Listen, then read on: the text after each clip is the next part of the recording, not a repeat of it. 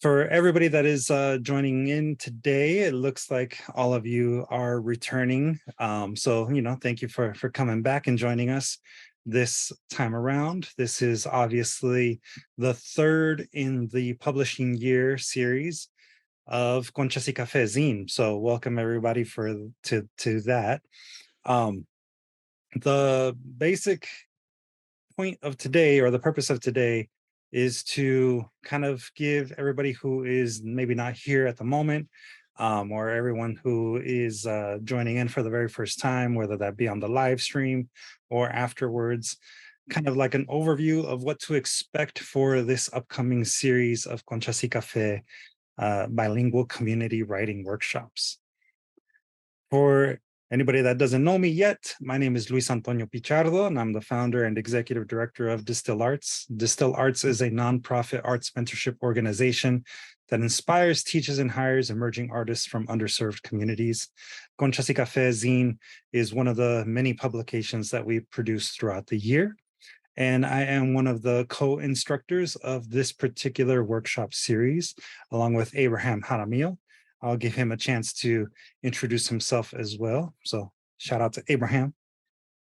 The mic is yours. Hey, what up, people? Yeah, my name is Abraham. I'm a member of DSTL Arts. I do a lot of photography, art, illustration, and teaching, as well as podcasting. So you want to check that out as well. Just promoting.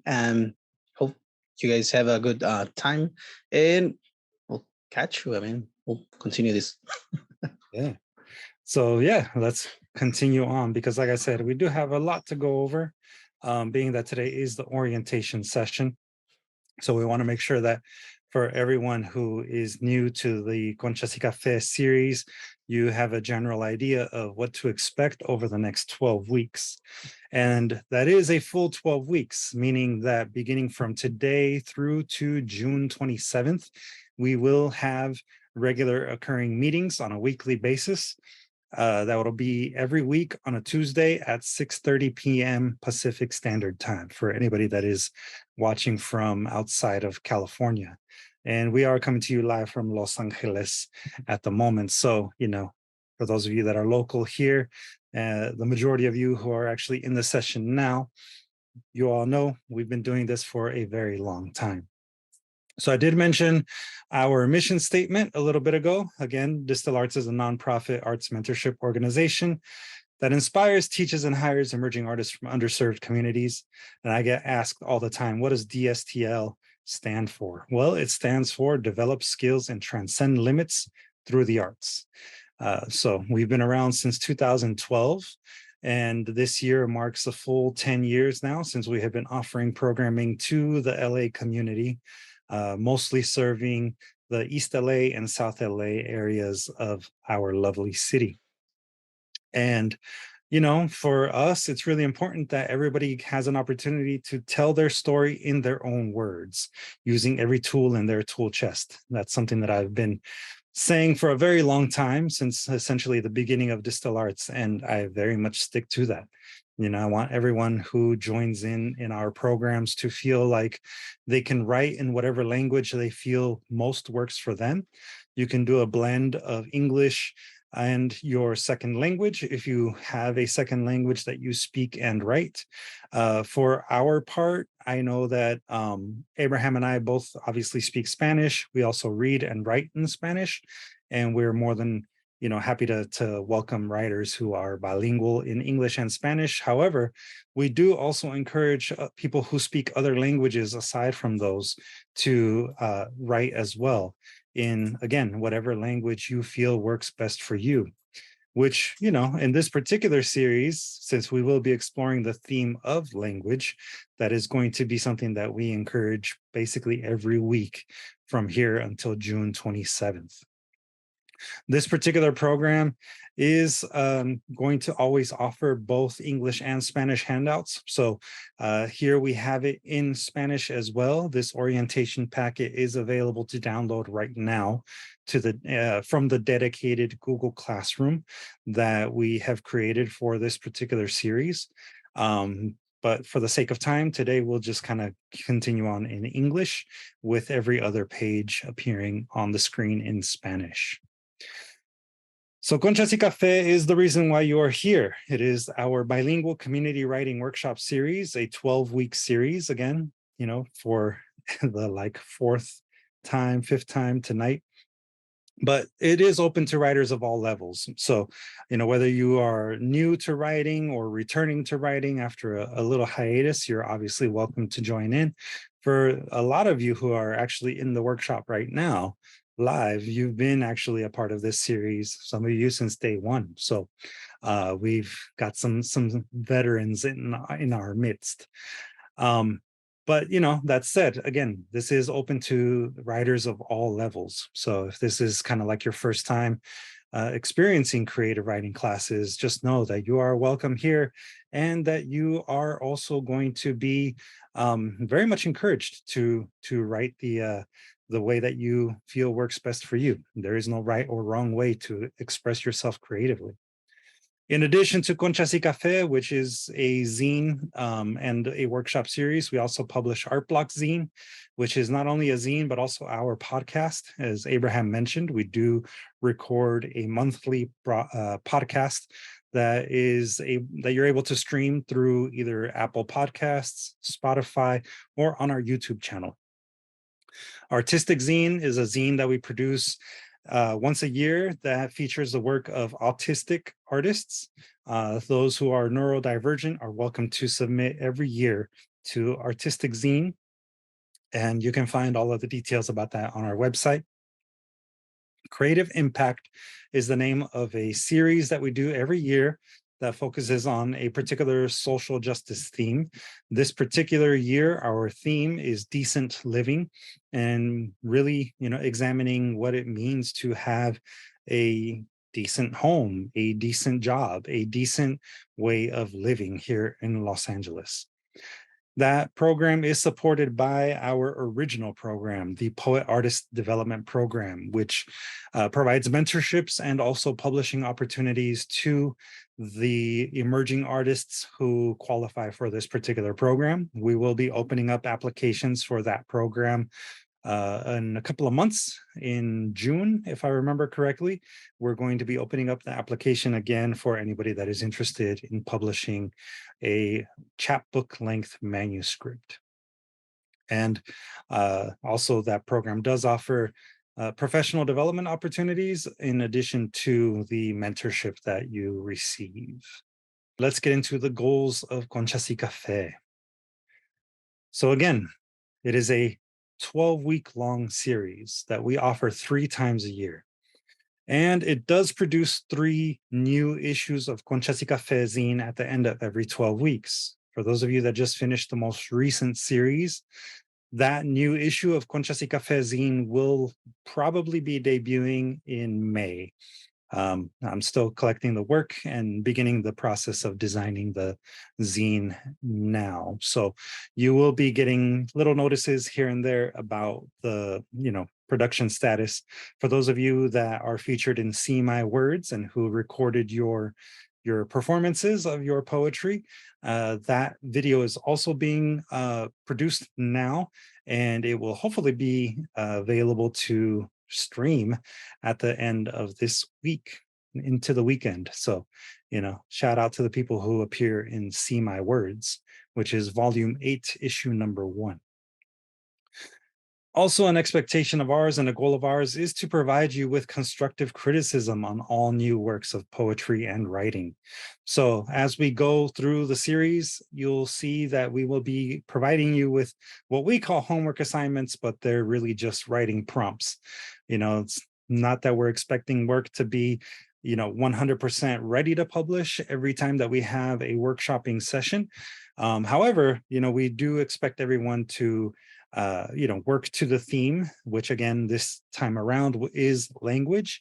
And as long as your work fits within the theme, it has that potential to be published in the next issue of Conchas y Café zine.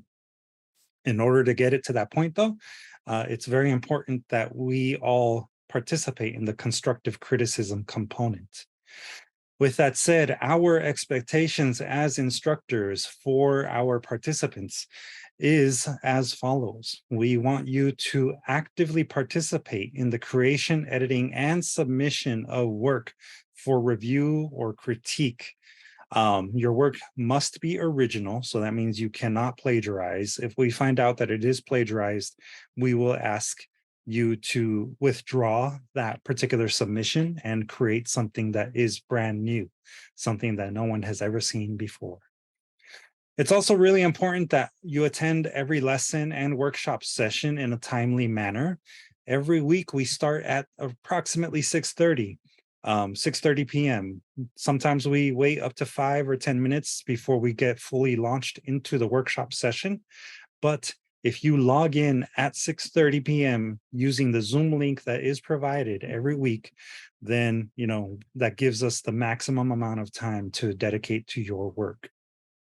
Also, if in case you're not able to show up for one of the sessions, just know that most of the sessions are live streamed and they are also recorded and then later posted to our YouTube channel within a day or two of the lesson itself. The only thing that is not live streamed or recorded is the workshopping sessions.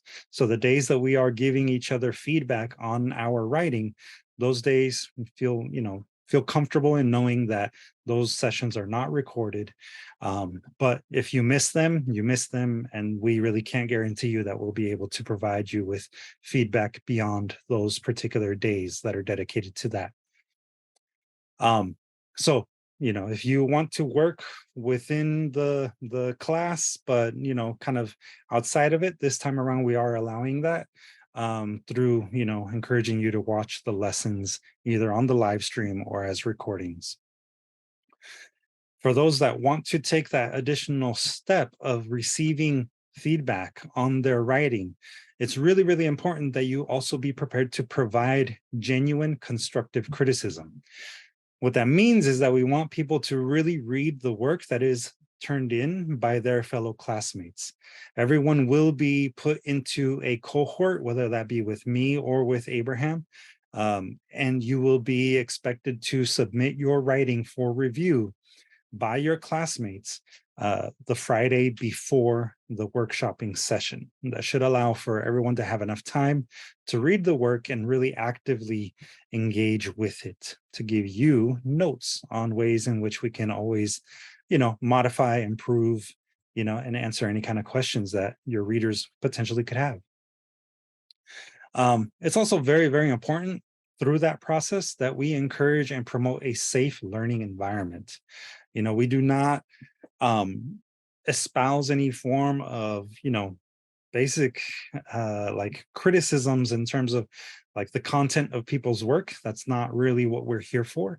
We're here more to look at the structure, right? To see how we're using the tools that we're learning to craft a message that is important to us. If a person is writing about something that we don't necessarily agree with, we can still not agree with it, but we want to make sure that we don't have any doubts or questions about its effectiveness, right? There is no bad writing. There's only effective writing, or writing that is not effective. But it's very, very important that we're all aware that we are not here to judge or, kind of force our biases or prejudices onto others, right? In that note, we also are expected to dedicate the appropriate amount of time. Both Abraham and I spend a lot of time planning our lessons and also reviewing the work of those who turn in work every week. And we expect everyone to do the same. So if you're going to be a part of this workshop series, we do expect you to put in the time and the effort to make the most out of it.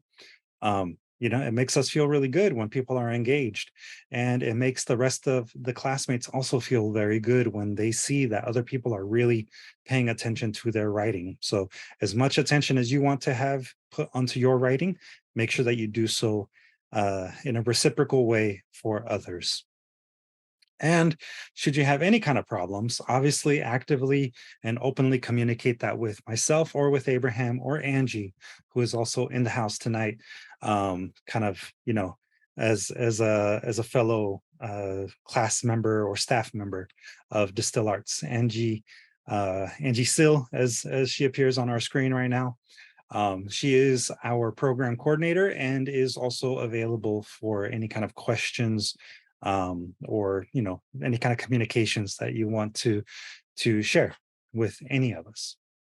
Well, if you do have any questions at any point, feel free to jump on in. And yeah, thanks for the welcoming. Well, you're welcome for the welcoming. We're happy to have you here joining us today, Claudia. Now, again, we have every other page in Spanish, but, of course, this is available to download for those who wish to download it and read it in more detail.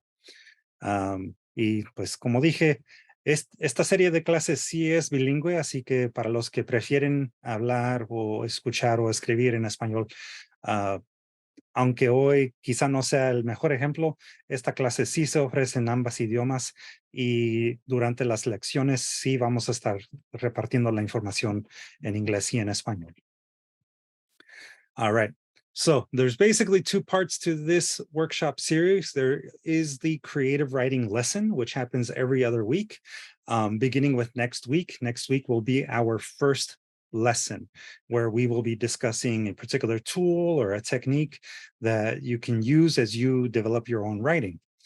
The alternating sessions, so again, every other week is a writing workshop session. For those sessions, you will be expected to turn in work to your cohort using Google Docs. And it is also expected that you come prepared having read the work of your classmates in advance. It just makes our sessions that much more productive, and we are able to get through as much writing as possible on the workshopping days. That said, there is a schedule that you can, again, download from this particular packet through Google Classroom. As you can see here, on the 18th, that is next Tuesday, that is our first lesson. What that means is your homework, as we call it, is due that Friday. So a week from this Friday or next Friday will be the day that you turn in your first piece of writing, rough draft, essay, whatever it might be that is, created from the writing prompt that we provide you on the 18th, right? That will be when you turn in your work, when you submit it to your cohort. And then the following Tuesday, the 25th, that will be the day on which we break out into breakout rooms, and then you are able to provide notes to your fellow classmates. Again, we'll be following that particular schedule where every 2 weeks will be a lesson and every 2 weeks will be a workshop. All final writing will be due on June 27th. The reason why all final writing is due then is because it takes me a few weeks to be able to put the zines together. And this is the final Tuesday of the 12-week series. After that particular Tuesday, then, I'll go into the design mode of the, upcoming zine, and then we will have a reading or some sort of celebration that actually helps, get the word out about your particular writing. So that's going to be the general schedule that we'll be following. And again, I mentioned it a couple of times, but all of this is available to download on Google Classroom. And Google Classroom is going to be essentially the forum where you'll be able to download all of the handouts. You'll be able to access all of the videos that are recorded of the lessons there in one place. And you will have an opportunity to, share with your classmates other things that you might find. Occasionally, we share other resources, other events that are coming up. And of course, approximately, a few hours before every session, that is also where I post our Zoom link. Google Classroom and Google Docs, which I did mention already. There's a couple of things to note for especially those who are maybe watching on the live stream, and haven't fully registered using Google Classroom yet. You do not need a Google specific email address. You can use a Gmail if you have a Gmail account to log in, but you can use also a Yahoo email address or a Hotmail email address or even an AOL email address if that still works for you. So just keep that in mind. It is not a requirement to have a Gmail account.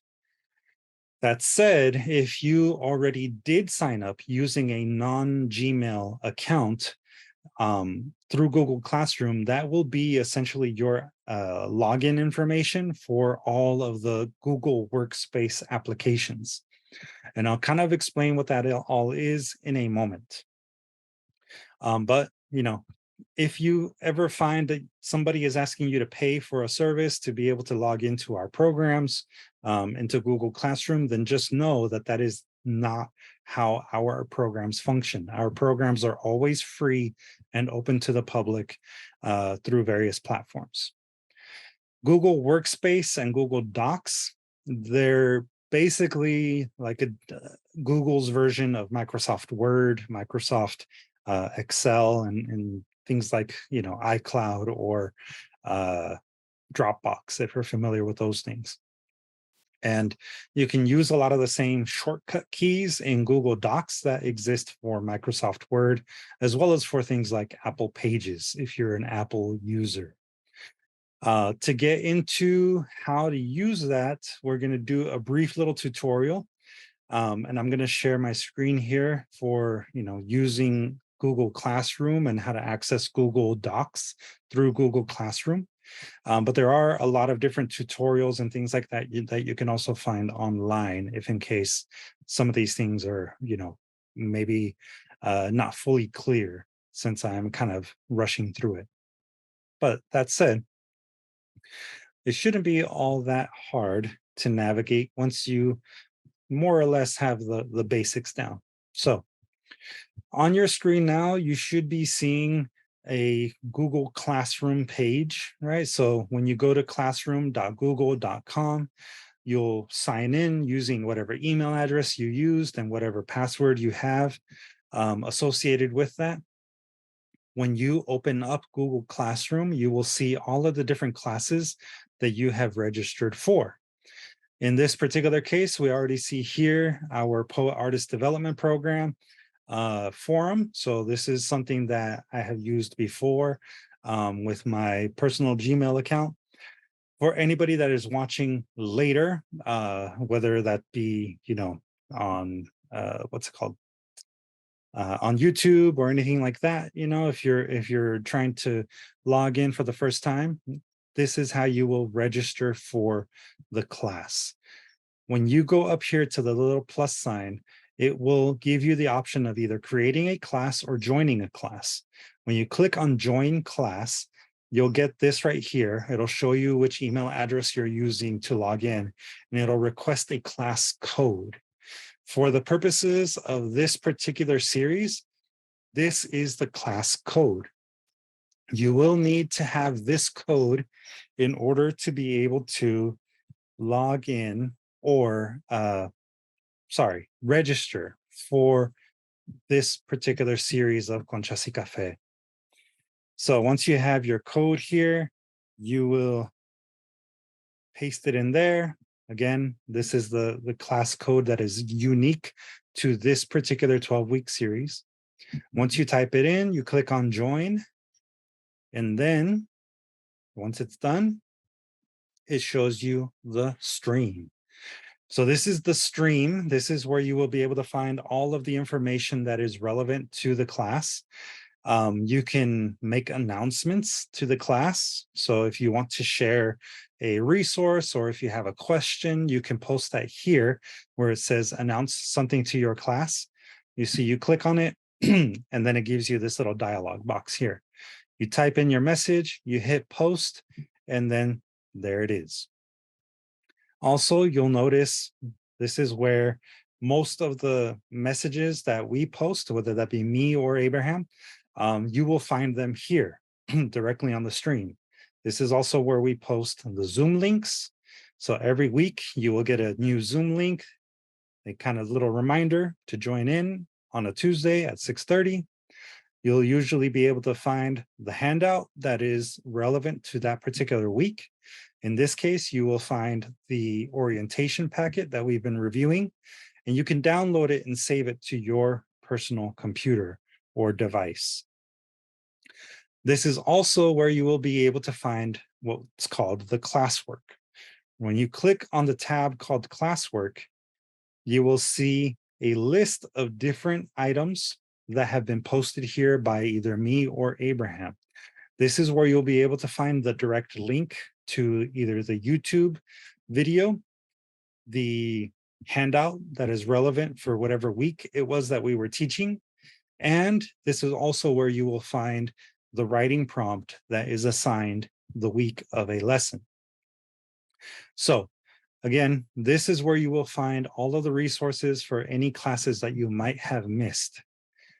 In terms of Google Workspace, once you sign in using whatever email address you use for Google Classroom, that also gives you automatic access to Google Drive, which is part of the Google Workspace software. When you click on the little button up here in the corner that says Google Apps, right? It kind of looks like a bunch of little dots. You'll see here all the different apps that are available to you as a Google Workspace user. You can go to either Google Drive, which is kind of like a storage place. This is where you're able to find documents. This is where you're able to find pictures and things like that that you have uploaded before. This is also where, when you create a Google Doc, it will be actually located in your Google Drive. Again, this is a storage space. So anything that is created using any of the Google apps, that's where you will find it, in Google Drive. That's also how you're able to then share it with your classmates. When you go to Google Docs, as an example here, Google Docs is, again, a type of Microsoft Office, right? This is a Microsoft Word or a version of that. When you click on Google Docs, a new window will open and it will give you the opportunity to create either a new document. You can use any of the templates here if you want to create something else. But generally speaking, this is where you will find any writing that you have created before. So if we go to a piece of writing that has already been created, click on it there. And then this is where you're able to type in all of your poetry, your essays, your short stories, whatever it is that you want to submit for any week that we are teaching. And as you can see here, this is also how you're able to create feedback, right? So if you are on this document, you can rename it. We're going to rename this one. We'll just call it the new document from Luis, and we're going to change it to today's date. Today is the 11th of April. And as you can see there, all I did was I clicked on the name. And as like a little tip, when you submit work to your classmates, we highly recommend that in the title here, you put your name. That way, everybody knows who it belongs to and whether or not it's something that you will be reviewing for that upcoming week. So, if I write a new poem, I can do it here. And, we just write as normal. As you can see, there's, the ability to bold words using the little toolbar. You can italicize words. You can even underline them, and you can change the fonts and all of that good stuff using this single app. Now, when you share it with your classmates, you will be going up to this little button right here that says share. You click on the button that says share, a window will pop up, and it will give you the opportunity to type in the email addresses of the people with whom you are sharing. As you can see here, I've already shared it with myself at my DSTL Arts email address, and I've shared it with Abraham. In this little dialog box, you also have the opportunity to change the ownership status or how much access a person can have to it. They can either be a viewer, they can be a commenter, or they can be an editor. If you don't want anybody to change your writing, but you still want them to be able to comment on your writing, then change it to either commenter or viewer. You can still make comments under the viewer uh, ownership or permission, as they call it.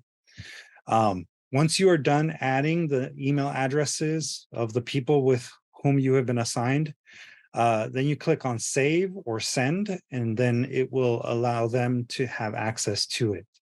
And again, this is being recorded, so you can always review it later.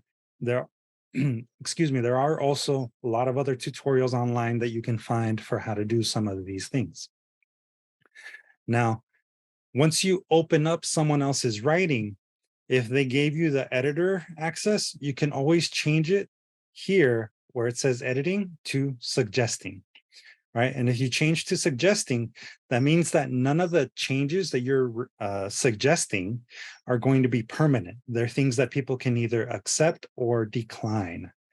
One of the things that happens when you change to suggesting is that you can move stuff around, and then you can also make notes, as you see here, right? I added a line break there. And then let's say I want to remove the underline and I want to remove the italics. You'll see here that it shows you what all of the suggestions are that are being made. And I can also make word edits here. And once those kinds of things are completed and you move your cursor, it will turn green, and then that will also, indicate to people that that is a suggestion. It's not a permanent edit.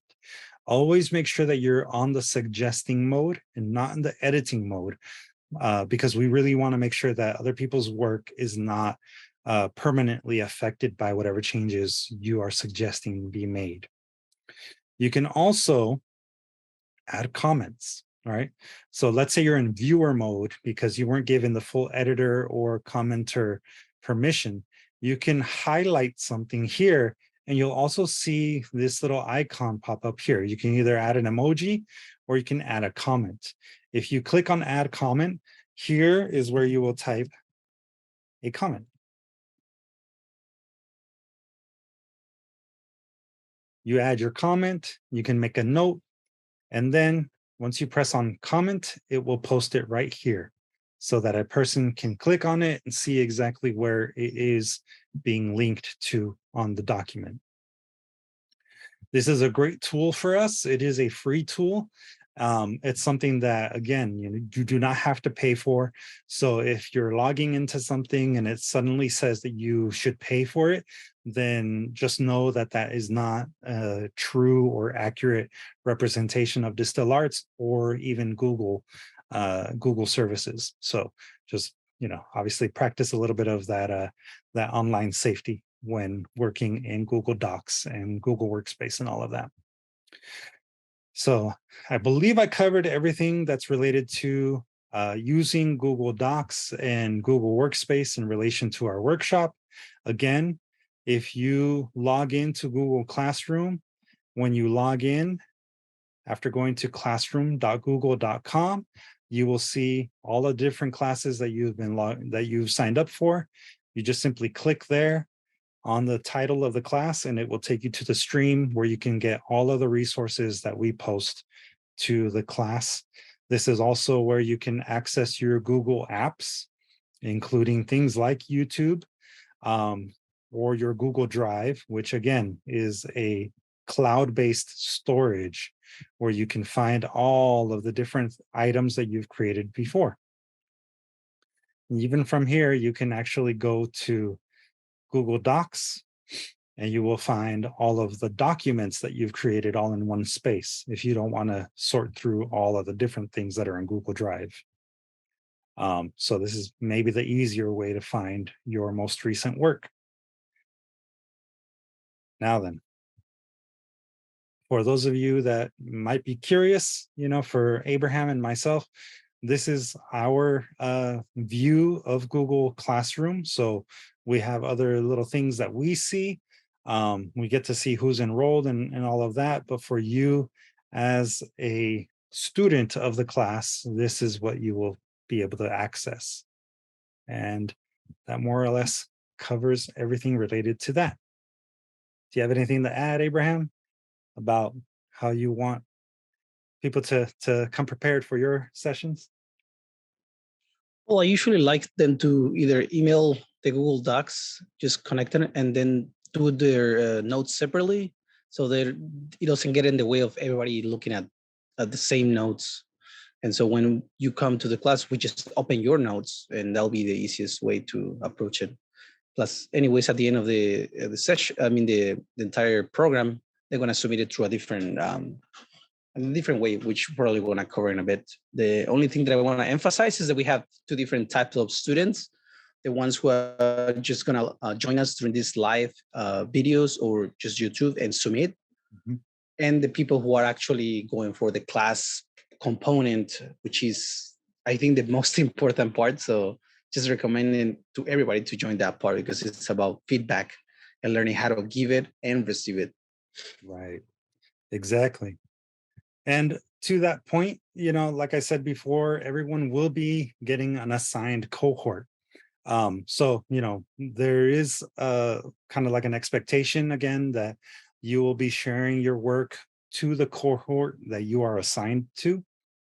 And because we recognize that some people might be joining in just through the live stream or might be joining in just basically in the recording side, and maybe aren't attending in person, the way that we track our attendance is based on who is ultimately enrolled in the class all the way, right? So if you have logged in to Google Classroom and done the entire process of signing up for the class, in that case, you will be considered as part of the class and you will be assigned a cohort. If you fail to share work 2 weeks in a row as part of your cohort, we will consider you as no longer active.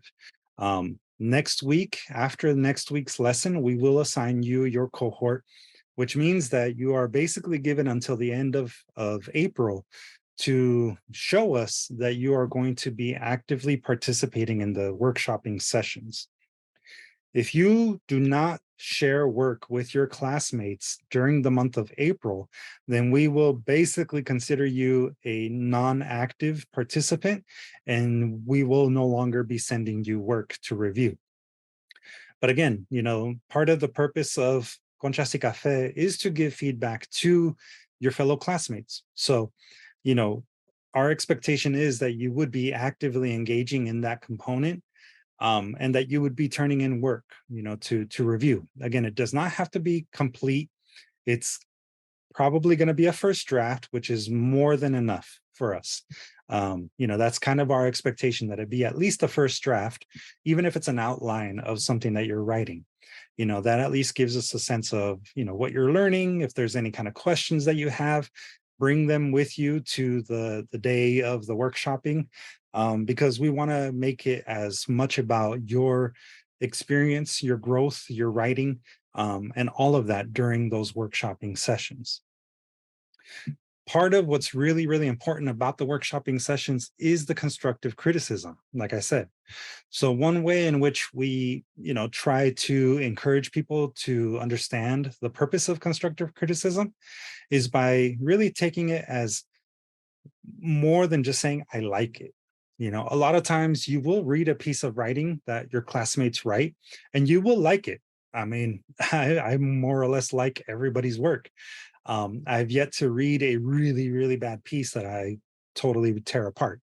That is not the purpose of this workshop series, and that is generally not going to be the case. You're going to find that everybody that is actively participating in this workshop series is very, knowledgeable in their own way. Some of the things that you're going to read and experience are going to be things that you will appreciate, for what they are. So The best way, though, for us to provide constructive criticism is to understand that this is about making our writing as effective as possible. Again, like I said before, there's no such thing as bad writing.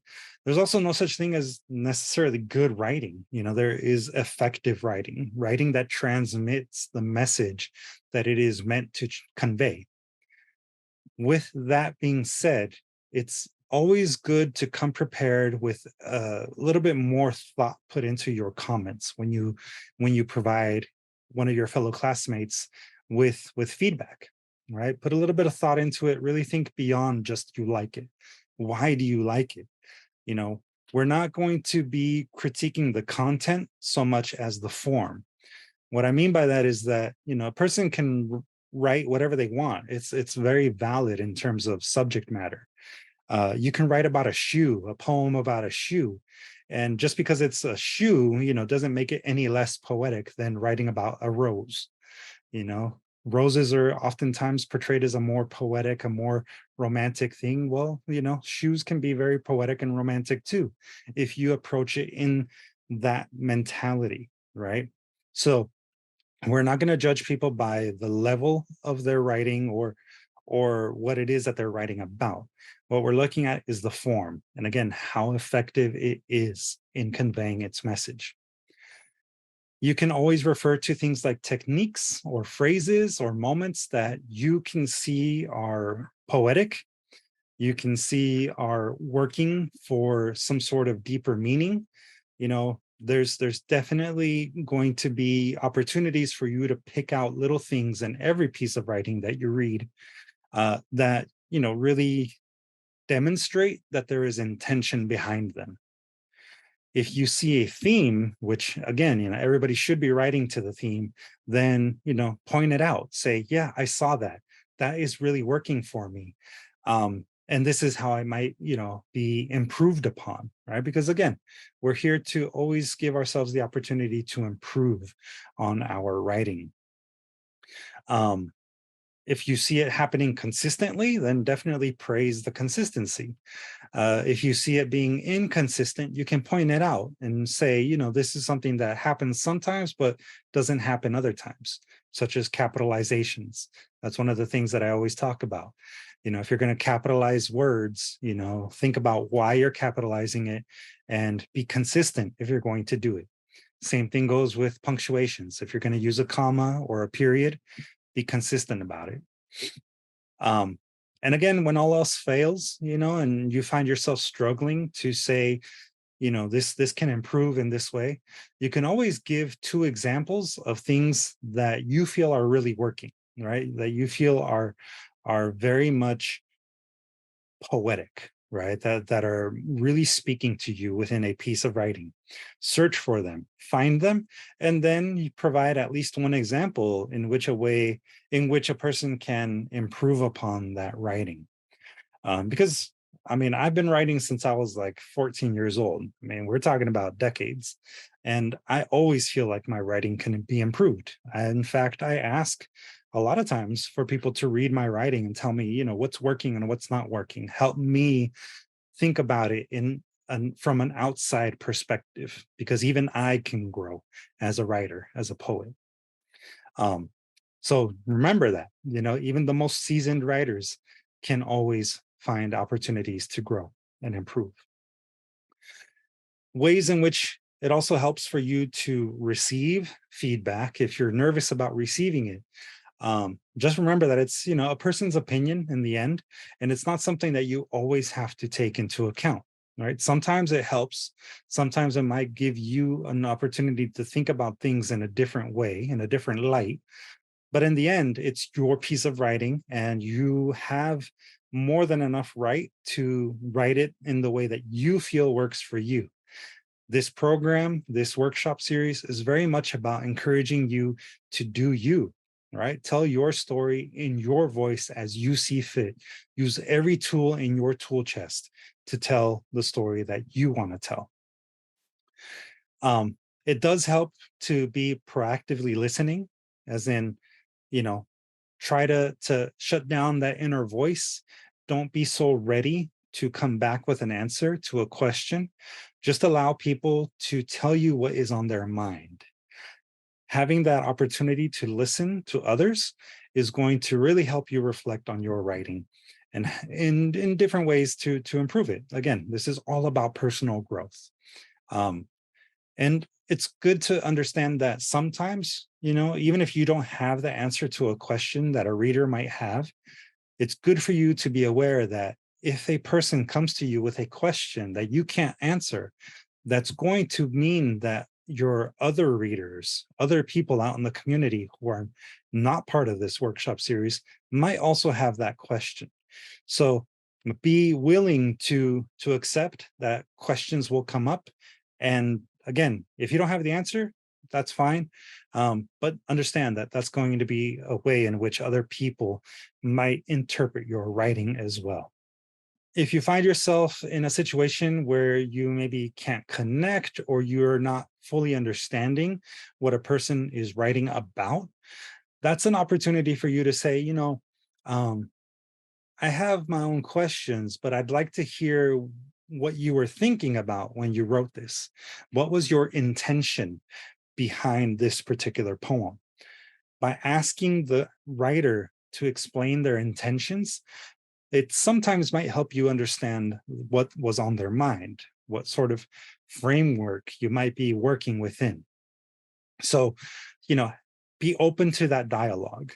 You as the writer, you as the reader, really try and come to a sense of understanding that, these are questions that not only you have, but maybe other readers will have as you develop a person's writing as a team.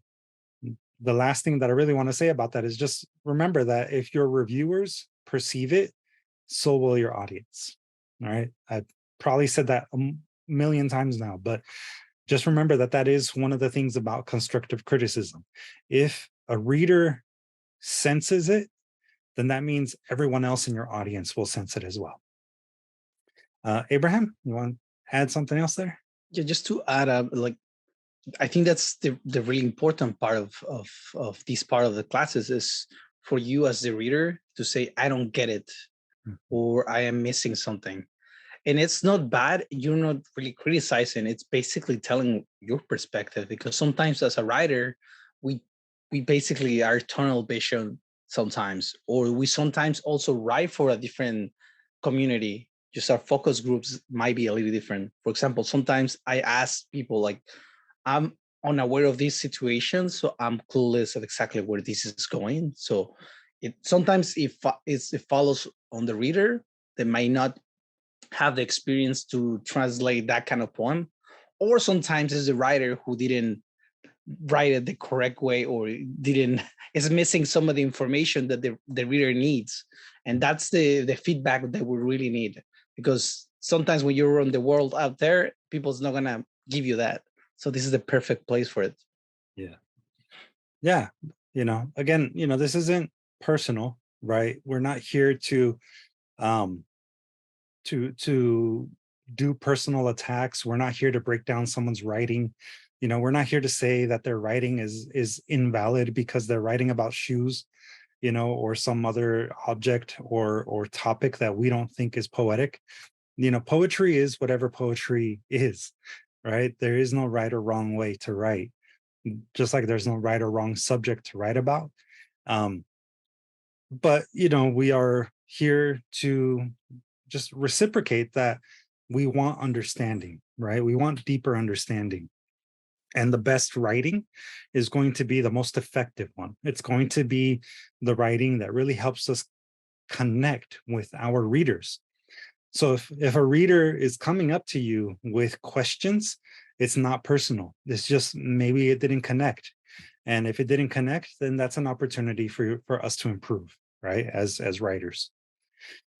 So that's the point of giving constructive criticism.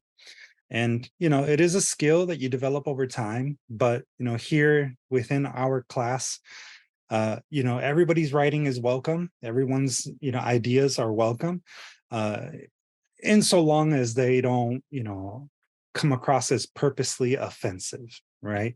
Because even if it's something that might be I don't know, a topic that we're uncomfortable with talking about, as long as it's not done in a purposeful way to really hurt someone else in terms of their physical or emotional well-being, then it is a welcome uh, topic to write about. When it comes to the constructive criticism components, it does help to have a shared vocabulary. And I'm not going to go through all of this today. This is a lot of stuff that we are going to probably say during the course of our workshopping sessions. If you're not familiar with some of these vocabulary words, again, you can download this packet from the Google Classroom, and it does give some basic definitions to all the different vocabulary words here. If you've never taken a creative writing class before, that's totally fine. Um, I mean, I was writing, like I said, since I was a teenager, and I never had a creative writing class until I reached college. For me, it was just listening to a lot of hip hop and a lot of rappers talking about some of these things. So don't feel bad if you're not familiar with some of these things, like enjambment. Enjambment is one of my favorite words. It's one of the things that I talk about all the time in terms of poetry. But you don't necessarily have to come already knowing with what that is. It's something that you will learn during the process of being in Conchas y Café, at least if you're in my cohort. So it's a lot of different things, like from your basic metaphor and simile to enjambment, repetition, uh, anaphora, caesura is another one that's I don't think on here, and even rhyme. There's different ways in which we rhyme, and that's something that we will hopefully get to see throughout the course of our 12 weeks. And there's obviously going to be some moments where you might find yourself in need of talking to us, whether that be individually, or if you have I don't know, some sort of a question that might work for the entire group. You can always use Google Classroom as a way to ask a general question that you think might be open for everyone. Like if you want to know what a caesura is, you can ask, hey, what's a caesura, in Google Classroom on the stream, and then either myself or Abraham will log in and we will provide you with that answer. Angie is also technically one of the instructors in the class. So if I'm ever out sick, or if Abraham is ever out sick and Angie needs to step in, Angie will be available for those things as well. But that is one of the ways in which you can get in touch with us. Also, please, please, please contact us if you're going to be away from the class for an extended period of time. Whether that be 2 or 3 weeks, let us know that you're going to be stepping away from the class, especially if you are not going to be actively participating in the feedback sessions. Please let us know. That way we already know in advance to tell the other people in your cohort not to worry about receiving feedback from you, and also to not send you work while you are, say, out sick. If you have any kind of questions that are related to the program, you can always contact us to ask whatever that question may be, especially if you're having any kind of technical issues using Google Classroom or Google Workspace, which includes Google Docs or Google Drive. If you're also having difficulty connecting to the internet, or engaging in the class in any way because of technical reasons, like let's say you're using a cell phone and you don't have access to a laptop or a tablet, there are a handful of tablets that we can loan out while you are enrolled in the class. If you need to borrow one of our iPads, just let me know and I can arrange with you a day and time to meet, go over how to use it, and also, some of the things to keep in mind as far as, using one of our iPads. And this is very rare, but it has happened a couple of times. Sometimes we have people who are very excited about being in the class and they start talking to someone. And then next thing we know, they're being invited to speak to their church or to a community-based magazine or newsletter. And if that is something that ends up happening to you, you're talking to a friend or someone, about our programs and they want you to come and do a presentation, please let us know. Abraham and I and Angie are available to come and do presentations for community groups. And, rather than putting you in a position to, talk about something that you might not be fully aware of, please put that person in contact with us.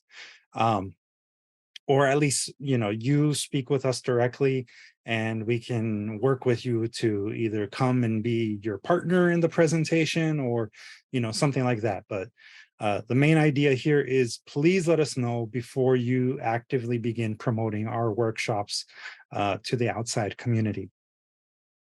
It's also really important to know that, as a person that is participating in these workshops, you are by extension representing DSTL Arts and our mission. So, please keep that in mind, especially if you are, actively saying, hey, I really love this workshop series, come check it out. That is a way in which we can obviously grow our community, we can grow our audience. Just please behave in a way that is professional and courteous to others. And, I think that will always be a way in which people can see that our programs really are for everybody. The most important thing is just don't give out information that is incorrect. Always check in with us before you give out any kind of information related to our programs. You can put people in direct contact with myself, with Abraham or Angie. And again, we're more than happy to field any questions that might arise. If you have any kind of questions about how to turn in work, about the program, about even an interaction that you might have with a fellow classmate, please contact us immediately. It's better to ask when you have that doubt or that question than to, wait and then realize later that it was something that you should have brought up sooner. We are here to support you in your creative development and in your personal development, insofar as, it relates to the class. So, as long as you're here with us and you are ready and willing to learn, then we're going to be here as part of your extended arts fam, as we call our peeps. Also, Abraham, myself, and Angie, we are practicing writers and artists outside of the organization. Even though I started DSTL Arts 10 years ago, I've been doing photography, graphic design, and writing for a lot longer than that. And Abraham also, as a photographer and artist, has been practicing for a lot longer than he's been a part of our workshops. So if you are in the need of any of our services outside of the class, please understand that we are working as freelancers, and we do reserve the right to charge our full rate if we see fit for services outside of what we offer through DSTL Arts. And then last but not least, because I get this a lot too, we get a lot of people who are interested in publishing a book. We do not accept unsolicited manuscripts. If you're in our workshops, you are more than welcome to submit parts of your manuscript for review. But we do have our goals that are specifically related to the different programs and workshops that we teach. So just know that we don't publish books that are not produced through our workshops. If you are in fact interested in publishing a book, something that is more like a novel length book, we can always refer you to other programs and services that provide that. If you want to be a part of our Poet Artist Development Program, where you can get the mentorship and also an opportunity to publish a short chapbook length book, then that is also an option that is available once a year to selected applicants. So keep in mind that is a separate program from Conchas y Café. And like I said before, now that you're a part of our programs, whether you're watching through the live stream, you're watching afterwards, as long as you're actively engaging with us, we're there for you too. in as much as we can be. So welcome to our arts fam. On our social media, we do use the hashtag arts fam on occasion to celebrate the work of our participants, whether that be in our zines, our workshops, our mentees who are published in our artist development program. Y'all are our arts fam, and for those of you that are returning to our program series, welcome back. You guys are a living proof, a testament to how long we have been doing this. And I'm really honored and excited to have all of you joining us today. If you want to learn more about our programs, you can always go to our website, which is distillarts.org. And you can follow us on all of the major social media using at DSTL Arts, at DistilArts. That includes Twitter, Instagram, Facebook, YouTube, and now also TikTok. For all the people on TikTok, y'all can follow Distill Arts there. Thank you, Abraham, for dropping the website in the chat. This is, again, our third workshop series, Conchas y Café workshop series in the program year. After June, we will be taking a small hiatus, but we will be back as long as we have the funding to give you a whole lot more. And, if in case anybody is curious as far as the website goes, this is what it looks like here. You can find a whole lot more information about our programs here, including other publications that we produce. If you click right here, programs, publications, and workshops, you can find all of the lists of different workshops that we offer. Shout out to our funders, the California Arts Council, the National Endowment for the Arts, the City of LA's Department of Cultural Affairs, this year, the Eastside Arts Initiative, what's up to them, and of course, the LA County Arts and Culture Department. And the theme for this particular issue, if you go here to where it says Conchas y Café zine, this is where you can find all of the specific information related to the workshops. Looks like I forgot to update it there, but the theme this series is language. And again, this is running beginning today, April 11th, through to the 27th of June. This is the code for enrolling in the Google Classroom. And this is also where you can find out how to submit. So you can begin submitting actually tomorrow. Tomorrow, our submission form is going to reopen with the new theme of language. When you click on submit now, you will be redirected to our submittable page. And here you will find all of the different things that we are currently accepting submissions for. Beginning tomorrow, among this list here, you will also see Conchas y Café zine submission form. And then that is where you can log in to Submittable for free and submit work to be featured in the next issue of Conchas y Café zine. So I hope that answers everyone's questions. Please do feel free to reach out should you have any questions at all outside of today.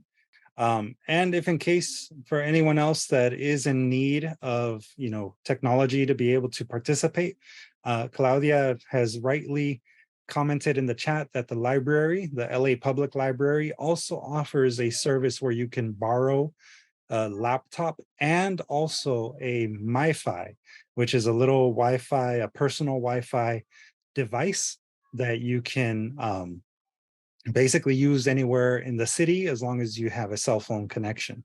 Your local library might or might not have a laptop available at this moment, but I highly recommend that you take advantage of the LA Public Library's laptop checkout service. Well, if there are no further questions, then, again, welcome everybody. We're definitely excited to explore the meaning of language and the different ways in which we use it through creative writing. Next week, next Tuesday, I will be leading us in our first lesson. And it'll be our first week where we will have a writing prompt or a homework. So just as a reminder, next week is a lesson. Next Friday, you will be expected to turn in work to your cohort. Expect to receive a separate private email that shares with your cohort your contact information for them to be able to share their writing with you, and you with them. And after that, we will have a workshop session. So I hope that everybody enjoyed today's orientation, got some information that they felt was useful. For those of you that are returning to the workshop series, welcome back. It's always great to see return offenders in this case. And I hope that you all have a great week. So take care, everybody, and have a good night.